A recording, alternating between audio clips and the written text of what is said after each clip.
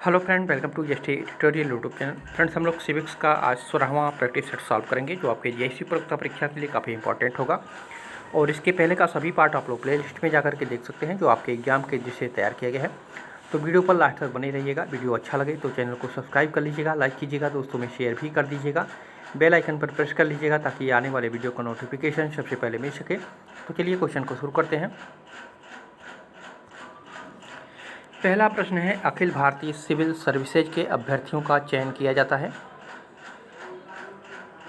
तो किसके द्वारा?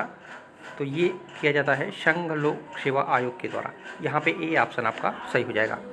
संघ लोक सेवा आयोग एक संवैधानिक संस्था है और इसके द्वारा जो है भारतीय सिविल सर्विसेज के अभ्यर्थियों का चयन किया जाता है, जिसको यूपीएससी कहते हैं। ठीक है, तो यहाँ पे ए ऑप्शन आपका करेक्ट हो जाएगा। अगला क्वेश्चन है, संघ लोक सेवा आयोग की स्थापना भारतीय संविधान के किस अनुच्छेद के अंतर्गत की गई है?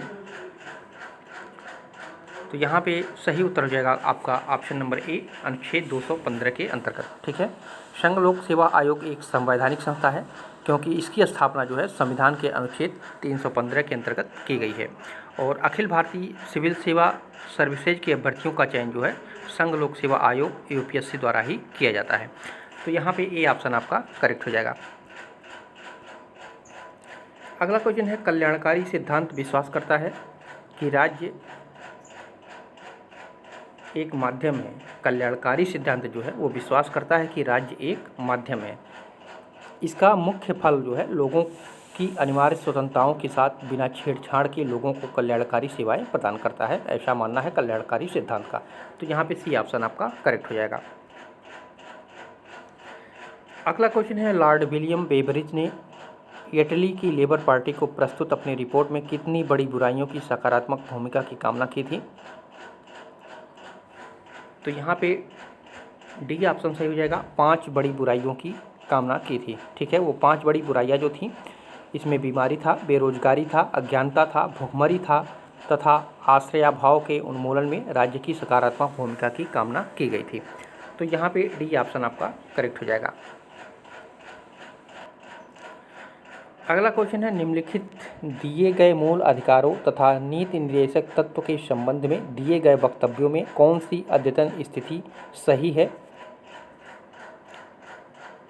तो है आपका ऑप्शन नंबर डी, कुछ मामलों में नीति निर्देशक तत्वों को मूल अधिकारों पर प्राथमिकता दी जा सकती है। ठीक है, क्योंकि जो 25वां संविधान संशोधन है यह प्रावधान करता है कि कोई कानून जो राज्य के उन नीति निर्देशक सिद्धांतों को जो अनुच्छेद 39 के बी और सी में वर्णित है प्रभावी बनाने हेतु तो पारित किया जाए, और इस कारण से जो है निरस्त नहीं किया जाएगा कि वह जो है अनुच्छेद 14 और 19 में प्रदत्त आय को सीमित करता है। तो यहाँ पे आपका डी ऑप्शन करेक्ट हो जाएगा। अगला क्वेश्चन है, निम्नलिखित में से कौन सी एक विशेषता राज्यों के पुनर्गठन की नहीं है? राज्यों के पुनर्गठन की नहीं है तो वो अविनाशी है। ठीक है, राज्यों का अविनाशी होना भारत का ये कार्य नहीं है, बल्कि ये संयुक्त राज्य अमेरिका के संघ की विशेषता है। और अमेरिकी संघ विभिन्न राज्यों के आपसी सहमति एवं समझौते का परिणाम माना जाता है। अतः अमेरिका में देखा जाए तो राज्यों को बिना उनकी सहमति के न तो समाप्त किया जा सकता है और न ही दूसरे राज्यों में मिलाया जा सकता है। इसलिए जो है अमेरिका का अविनाशी राज्यों का अविनाशी संघ कहा जाता है। ठीक है, तो और बाकी जो है ये भारत के संघ से जुड़ा हुआ है, लेकिन ये अविनाशी जो है ये अमेरिकी संघ से बिलोंग करता है। तो यहाँ पे ए ऑप्शन आपका करेक्ट हो जाएगा। अगला क्वेश्चन है, केसी व्हीयर ने भारतीय संघीय व्यवस्था को सहकारी संघवाद कहा, यह किसका कथन है? केसी व्हीयर ने भारतीय संघीय व्यवस्था को सहकारी संघवाद कहा, यह किसने कहा था? तो ये कहा था जेसी जौहरी ने। ए ऑप्शन आपका सही हो जाएगा। जेसी जौहरी ने कहा था कि केसी व्हीयर ने भारतीय संघीय व्यवस्था को सहकारी संघवाद कहा है। ठीक है, अगला क्वेश्चन है, निम्न में से कौन सी पुस्तकें केसी व्हीयर की हैं? तो मॉडर्न कॉन्स्टिट्यूशन ये भी है, the constitution structure of the Commonwealth ये भी केसी व्हीयर की पुस्तक है, और फेडरल गवर्नमेंट तो है ही। तो इनमें से सभी पुस्तकें जो है ये केसी व्हीयर के द्वारा लिखी गई है, जिसमें फेडरल गवर्नमेंट जो पुस्तक है इसको हिंदी में कहते हैं संघीय सरकार, इसमें केसी व्हीयर ने जो है संघात्मक सरकार का विश्लेषण किया है, उनकी ये महत्वपूर्ण पुस्तक मानी जाती है। और इसमें जो है तीनों पुस्तकें जो है केसी व्हीयर की हैं, तो डी ऑप्शन आपका सही हो जाएगा। अगला क्वेश्चन है, निम्नलिखित में से कौन एक देश कठोर संविधान का सर्वोत्तम उदाहरण है? कठोर संविधान का सर्वोत्तम उदाहरण कौन सा देश है? तो है संयुक्त राज्य अमेरिका। ठीक है, संविधान को नम्यता या अनम्यता यानी लचीला या कठोर की दृष्टि से भी वर्गीकृत किया जाता है। कठोर संविधान उसे माना जाता है जिसमें संशोधन करने के लिए विशेष प्रक्रिया की आवश्यकता होती है। उदाहरण के लिए देखा जाए तो अमेरिका का संविधान जो है कठोर संविधान के रूप में माना जाता है। ठीक है, तो यहाँ पे डी ऑप्शन आपका करेक्ट हो जाएगा। अगला क्वेश्चन है, लॉ ऑफ द कॉन्स्टिट्यूशन, ये किसकी रचना है, किसकी पुस्तक है? तो ये है डाइसी की। डी ऑप्शन आपका करेक्ट हो जाएगा। डाइसी की पुस्तक है लॉ ऑफ द कॉन्स्टिट्यूशन। अगला क्वेश्चन है, संविधान प्रभुत्व शक्ति के प्रयोग एवं वितरण की व्यवस्था है, किसने कहा है? इम्पॉर्टेंट है ये। संविधान प्रभुत्व शक्ति के प्रयोग एवं वितरण की व्यवस्था है, तो ये कहा है डाइसी ने। और डाइसी ने अपने उसी पुस्तक में इसको कहा था लॉ ऑफ द कॉन्स्टिट्यूशन में। लॉ ऑफ द कॉन्स्टिट्यूशन में जो है इन्होंने कहा था संविधान प्रभुत्व शक्ति के प्रयोग एवं वितरण की व्यवस्था है। तो दोनों पॉइंट को यहाँ से याद रखिएगा, डी ऑप्शन आपका करेक्ट हो जाएगा। अगला क्वेश्चन है, संविधान का उद्देश्य सरकार के कार्यों को सीमित करना है, यह कथन किसका है? संविधान का उद्देश्य सरकार के कार्यों को सीमित करना है, यह किसका कथन है? तो ये है सी.एफ. स्ट्रांग का। डी ऑप्शन आपका करेक्ट हो जाएगा। ठीक है, सी.एफ. स्ट्रांग ने कहा था कि संविधान का उद्देश्य सरकार के कार्यों को सीमित करना है। ठीक है, तो यहाँ पे डी ऑप्शन सही कीजिएगा। अगला क्वेश्चन है, कौन यह स्वीकार करता है संविधान उन नियमों को कहते हैं जो सर्वोच्च सरकार की रूपरेखा निर्धारित करते हैं, ये किसका कथन है? तो ये है सी.एफ. स्ट्रांग का। ठीक है, डी ऑप्शन आपका करेक्ट हो जाएगा। सी.एफ. स्ट्रांग यह स्वीकार करते हैं कि संविधान उन नियमों को कहते हैं जो सर्वोच्च सरकार की रूपरेखा निर्धारित करते हैं। अगला क्वेश्चन है, भारतीय संविधान की 12वीं अनुसूची में उल्लिखित नगरीय निकायों के निर्दिष्ट विषयों की संख्या कितनी है? तो वो 18 है। ठीक है, भारतीय संविधान की 12वीं अनुसूची जो अनुच्छेद 243 के बी में ये उल्लेख किया गया है कि नगरीय निकायों की निर्दिष्ट विषयों की संख्या 18 उसमें रखी गई है। तो यहाँ पे ए ऑप्शन आपका सही हो जाएगा। अगला क्वेश्चन है, भारतीय संविधान का 11वां परिशिष्ट संबंधित है। भारतीय संविधान का 11वां परिशिष्ट किससे संबंधित है? तो ये पंचायत से संबंधित है। ए ऑप्शन सही हो जाएगा। भारतीय संविधान की 11वीं अनुसूची का संबंध जो है पंचायती राज से है और 11वीं अनुसूची में कुल 29 विषयों का उल्लेख किया गया है जिन पर जो है पंचायतों को विधि बनाने की शक्ति प्रदान की गई है। पंचायती राज जो है राज्य सूची का विषय है। तो यहाँ पे सभी पॉइंट को आप लोग याद रखिएगा, ए ऑप्शन सही हो जाएगा। अगला क्वेश्चन है, भारतीय संविधान के किस भाग में पंचायतों का वर्णन है? तो ये भाग 9 में। ठीक है, भाग 9 में जो है पंचायतों का वर्णन किया गया है हमारे संविधान में। भाग 9 के अनुच्छेद 243 के ख के अनुसार जो है प्रत्येक राज्य में ग्राम, मध्यवर्ती और जिला स्तर पर पंचायतों के गठन का प्रावधान किया गया है। तो यहाँ पे भी ऑप्शन आपका करेक्ट हो जाएगा। अगला क्वेश्चन है, निम्नलिखित में से कौन सी समिति भारत में पंचायती राज से संबंधित नहीं है? पूछा है, पंचायती राज से संबंधित नहीं है तो वो है बोहरा समिति। ठीक है, बोहरा समिति जो है जिसमें राजनीतिज्ञों व अपराधियों के गठबंधन की जांच की रिपोर्ट से संबंधित है, जबकि ये सादिक अली समिति और एम.एल. सिंघवी समिति और पी.के. थोंगन समिति ये सभी जो है पंचायती राज से संबंधित हैं। अगला क्वेश्चन है, निम्न में से कौन सी समिति चुनाव सुधारों से संबंधित है? चुनाव सुधारों से तो ये है दिनेश गोस्वामी समिति। ठीक है, दिनेश गोस्वामी समिति जो है ये चुनाव सुधारों से संबंधित है और ये सादिक अली समिति और एम.एल. सिंघवी समिति और पी.के. थोंगन समिति ये इससे है, तो ये पंचायती राज व्यवस्था से संबंधित है। ठीक है, तो यहाँ पे आपका डी ऑप्शन करेक्ट हो जाएगा। अगला क्वेश्चन है, मुख्य चुनाव आयुक्त अपने कार्यकाल की समाप्ति से पहले कैसे हटाया जा सकता है? मुख्य चुनाव आयुक्त जो है अपने कार्यकाल की समाप्ति से पहले कैसे हटाया जा सकता है? तो ये सर्वोच्च न्यायालय के जजों की तरह, ठीक है, मुख्य चुनाव आयुक्त को उन्हीं तरीक़ों से हटाया जा सकता है जो अनुच्छेद 124 के 4 में उच्चतम न्यायालय के न्यायाधीशों को हटाने की प्रक्रिया वर्णित किया गया है। ठीक है, तो यहाँ पे बी ऑप्शन आपका सही हो जाएगा। अगला क्वेश्चन है, सामान्य निर्वाचन हेतु एक निर्वाचन क्षेत्र का निर्धारण किया जाता है। निर्वाचन क्षेत्र का निर्धारण किसके द्वारा किया जाता है? तो ये परिसीमन आयोग के द्वारा किया जाता है। डी ऑप्शन आपका करेक्ट हो जाएगा। संविधान का जो अनुच्छेद 82 है, इसके अनुसार जो है प्रत्येक जनगणना के पश्चात संसद विधि द्वारा परिसीमन अधिनियम को अधिनियमित करती है और अधिनियम के प्रवृत्त होने के पश्चात जो है केंद्र सरकार परिसीमन आयोग का गठन करती है और यही परिसीमन आयोग जो है परिसीमन अधिनियम के प्रावधानों के अनुसार निर्वाचन क्षेत्रों की सीमाओं का निर्धारण करता है। तो यहाँ पे डी ऑप्शन आपका करेक्ट हो जाएगा। अगला क्वेश्चन है, निम्नलिखित राज्यों में से किसमें विधान परिषद नहीं है? तो यहाँ पे उत्तराखंड में, ठीक है, भारत के कुछ राज्यों में विधानमंडल 2 सदनों से मिलकर बना है, विधानसभा और विधान परिषद, जिसमें बिहार हो गया, कर्नाटक हो गया, जम्मू कश्मीर, उत्तर प्रदेश, महाराष्ट्र, आंध्र प्रदेश और तेलंगाना एवं उड़ीसा, इन सभी राज्यों में विधान परिषद माने जाते हैं। जबकि उत्तराखंड में एक ही सदन है अथवा विधानसभा बसी है, यहाँ पे विधान परिषद नहीं है। तो यहाँ पे बी ऑप्शन आपका करेक्ट हो जाएगा। और इसको भी याद रखिएगा, उत्तर प्रदेश, जम्मू कश्मीर, कर्नाटक, तेलंगाना, उड़ीसा, आंध्र प्रदेश, महाराष्ट्र और बिहार, इन सभी जगहों पे विधान परिषद भी है। अगला क्वेश्चन है, निम्नलिखित में से किस आयोग ने राज्यपाल पद की समाप्ति की अनुशंसा की? किस आयोग ने जो है राज्यपाल पद की समाप्ति की जो है अनुशंसा की थी? तो ये था राजमन्नार आयोग। ठीक है, सी ऑप्शन करेक्ट हो जाएगा।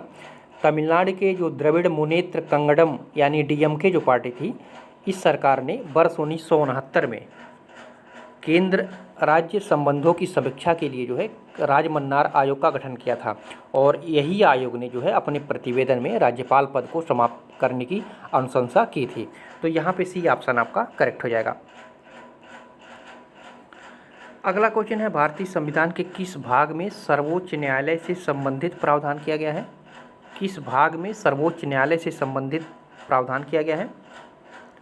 तो ये भाग 5 में किया गया है। ठीक है, भारतीय संविधान के भाग 5 के अंतर्गत सर्वोच्च न्यायालय से संबंधित प्रावधान अनुच्छेद 124 से लेकर के जो है 147 तक इसमें उल्लेख किया गया है। तो यहाँ पे डी ऑप्शन आपका करेक्ट हो जाएगा। अगला क्वेश्चन है, भारत में न्यायिक सक्रियता संबंधित है। तो न्यायिक सक्रियता जो है ये जनहित विवाद से संबंधित है। ठीक है, आमतौर पर जो है न्यायिक सक्रियता से जनहित विवादों का ही बोध होता है। भारत में जनहित विवादों के अग्रणी न्यायाधीश जो माने जाते हैं वो न्यायमूर्ति BR कृष्णा अय्यर और न्यायमूर्ति PN भगवती को जो है प्रमुख माना जाता है। जनहित विवाद या जनहित याचिका से तात्पर्य है कि लोकहित के मामले में कोई व्यक्ति या संगठन किसी तृतीय पक्ष का जिसके मौलिक अधिकार का हनन हुआ है अनुच्छेद 32 के तहत सर्वोच्च न्यायालय और अनुच्छेद 226 के तहत उच्च न्यायालय की शरण ले सकता है। इसके अलावा कुछ वर्ष से अगर देखा जाए तो सर्वोच्च न्यायालय ने साधारण पोस्टकार्ड के माध्यम से या समाचार पत्रों में छपी खबर को जनहित से जुड़े हों को एक नए वाद के रूप में स्वीकार किया है और उस पर जो है जनहित के निर्णय दिया गया और उच्चतम न्यायालय की इस प्रक्रिया को ही न्यायिक सक्रियता कहा जाता है।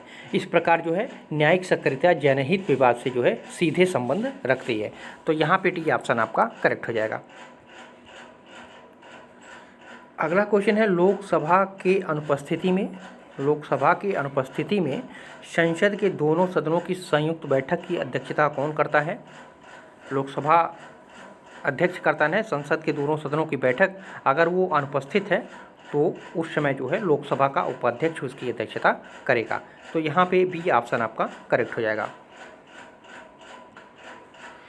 अगला क्वेश्चन है, निम्न में से किस केंद्र शासित प्रदेश के निर्वाचित सदस्य को राष्ट्रपति चुनाव में भाग लेने का अधिकार है? तो वो दिल्ली और पांडिचेरी दोनों विधानसभा के जो चुने हुए सदस्य होते हैं वो राष्ट्रपति चुनाव में भाग ले सकते हैं। ठीक है, तो राष्ट्रपति चुनाव में संसद के दोनों सदनों के निर्वाचित सदस्य होते हैं, राज्यसभा और लोकसभा के, और राज्यों की विधानसभाओं के निर्वाचित सदस्य होते हैं, राज्यों की विधानसभाओं से निर्वाचित सदस्य होते हैं, और दिल्ली और पांडिचेरी विधानसभाओं के निर्वाचित सदस्य माने जाते हैं। ये जो है दिल्ली और पांडिचेरी को कब अवसर दिया गया था? तो ये 70वें संविधान संशोधन 1992 में जो है इनको मौका दिया गया था। ठीक है, तो इसको भी आप लोग याद रखिएगा। 70वें संविधान संशोधन 1992 के बाद जो है ये राष्ट्रपति चुनाव में भाग लेने लगे दिल्ली और पांडिचेरी। तो यहाँ पे सी ऑप्शन आपका करेक्ट हो जाएगा। अगला क्वेश्चन है, निम्न में से कौन से भारतीय संविधान में प्रदत्त धार्मिक स्वतंत्रता के अधिकार में शामिल नहीं है? नहीं है पूछा है। तो धर्म की स्वतंत्रता का अधिकार का वर्णन जो है अनुच्छेद 25 से लेकर के जो है 28 तक किया गया है। तो इसमें कौन सा नहीं है? तो धर्म के अनुसरण और प्रचार का अधिकार इसमें दिया गया है, तो नहीं, ऐसा कुछ नहीं है। टैक्स लगाना या राजकीय विधि निधि का किसी धर्म के प्रोत्साहन या अनुरक्षण का उपयोग करना, ये भी नहीं है। ये है आपका, ठीक है।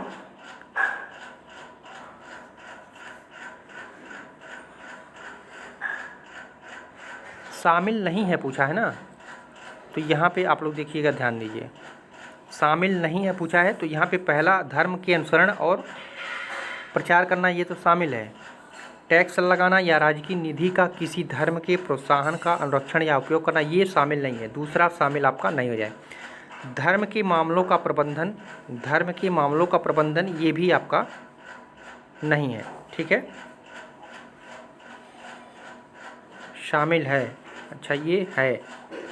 और धर्म के मामलों में धार्मिक निर्देशों को विरहित करना, तो ये भी आपका नहीं है। ठीक है, तो यहाँ पे शामिल नहीं है पूछा है, तो दूसरा और चौथा इसमें शामिल नहीं है धर्म की स्वतंत्रता के अधिकार में। ठीक है, तो जिसमें 25 से लेकर के 28 तक, ठीक है, धार्मिक स्वतंत्रता का अधिकार का वर्णन किया गया है। इसमें धर्म के अनुसार अनुसरण और प्रचार का अधिकार आपका दिया हुआ है, ये अनुच्छेद 25 में। और धर्म के मामलों का प्रबंधन ये दिया हुआ है आपका अनुच्छेद 26 में। ठीक है, और ये दोनों जो है इससे संबंधित नहीं है। कौन कौन से? दूसरा और चौथा। अगला क्वेश्चन है, निम्नलिखित में से भारतीय संविधान में कौन सा नागरिकता का आधार है? तो भौगोलिक आधारित उत्पत्ति। ठीक है, बी ऑप्शन करेक्ट हो जाएगा। भारतीय नागरिकता अधिनियम 1955 बाद में संशोधित किया गया, और इसके द्वारा जो है भारतीय नागरिकता के लिए कुछ मानक रखे गए हैं। पहला है जन्म के द्वारा, दूसरा है रक्त संबंध या वंश अनुक्रम के द्वारा, तीसरा है रजिस्ट्रीकरण के द्वारा, चौथा है देशीकरण के द्वारा, और पांचवा है किसी भूभाग में सम्मिलन के द्वारा, यानी भौगोलिक आधारित की उत्पत्ति के द्वारा। ठीक है, तो यहाँ पे आपका बी ऑप्शन करेक्ट हो जाएगा। अगला है, भारत का संविधान अपने नागरिकों को प्रदान करता है,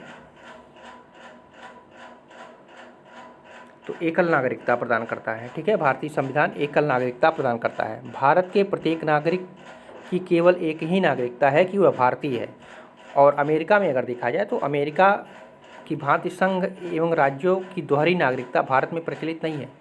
नागरिकता भारतीय संविधान के भाग 2 में अनुच्छेद 5 से लेकर के 11 तक इसका वर्णन किया गया है।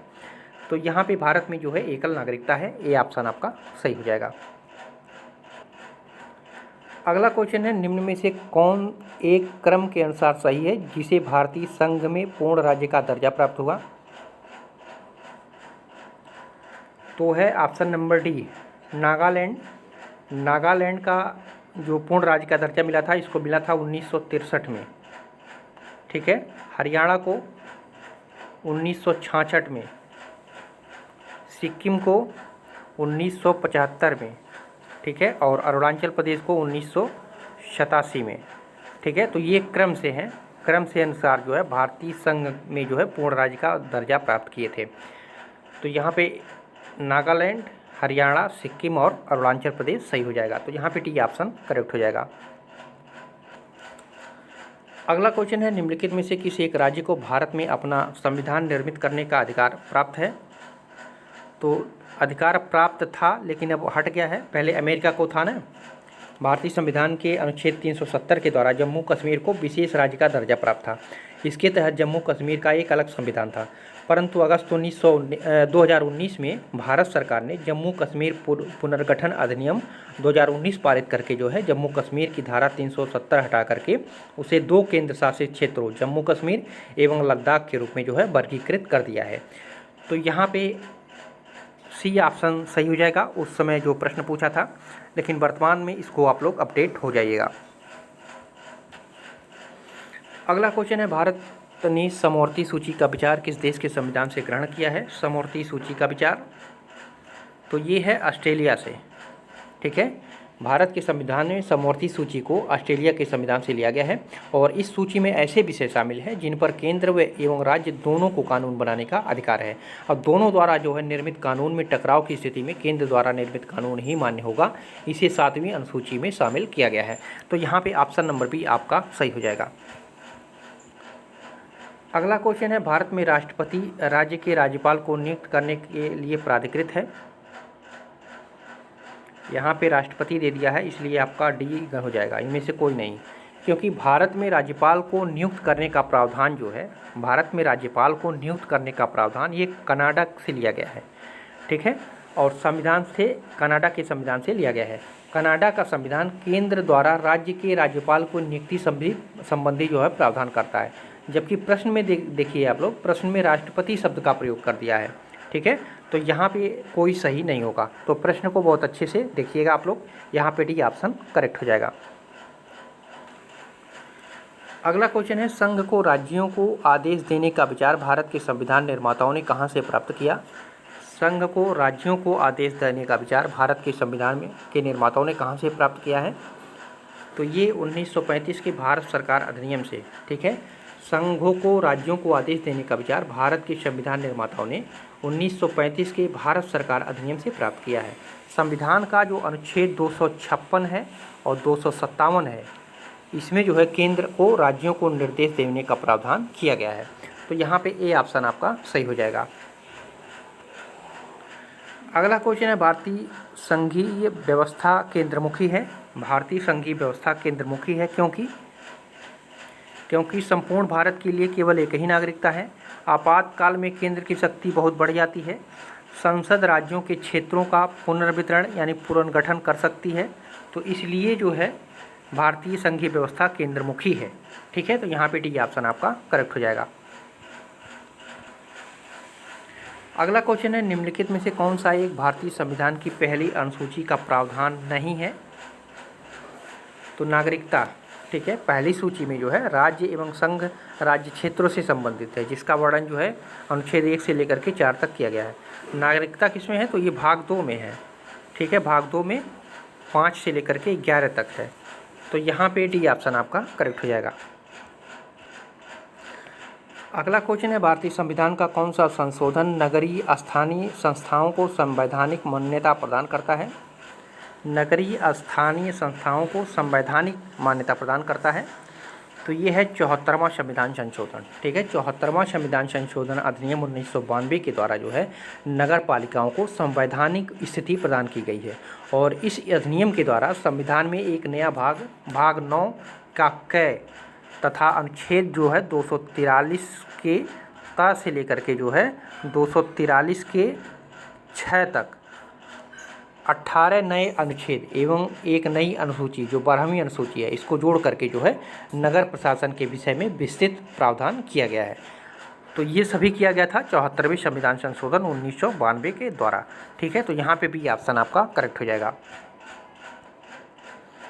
अगला क्वेश्चन है, निम्नलिखित में से किस एक वाद ने भारतीय संसद को 24वां संवैधानिक संशोधन लागू करने के लिए प्रेरित किया? तो ये गोलकनाथ केस। ठीक है, गोलकनाथ मामले के निर्णय से उत्पन्न संकट से निपटने के लिए जो है 1971 में 24वें संविधान संशोधन द्वारा यह निश्चित किया गया कि संसद को संविधान के मूल अधिकारों सहित किसी भी उपबंध को संशोधित करने का अधिकार होगा। ठीक है, तो यहाँ पे सी ऑप्शन आपका सही हो जाएगा। अगला क्वेश्चन है, प्रभाव मूल्य स्थिति और किसी व्यक्ति या समूह की क्षमता है। प्रभाव मूल्य जो है स्थिति और किसी व्यक्ति या समूह की क्षमता है। यह किसने कहा था?